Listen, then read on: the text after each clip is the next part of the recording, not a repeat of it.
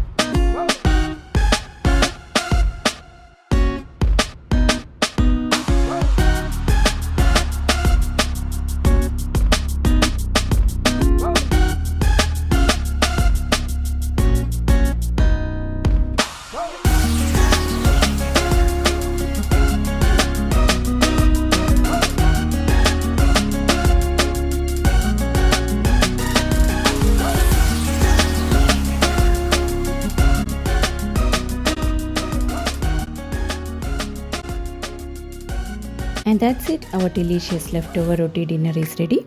It's quick, easy and a great way to use up leftover rotis. And trust me, the kids will love it too.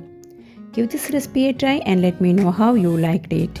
If you enjoyed this video, please like, share and subscribe. Thanks for watching and I will see you in the next video. Till then, bye.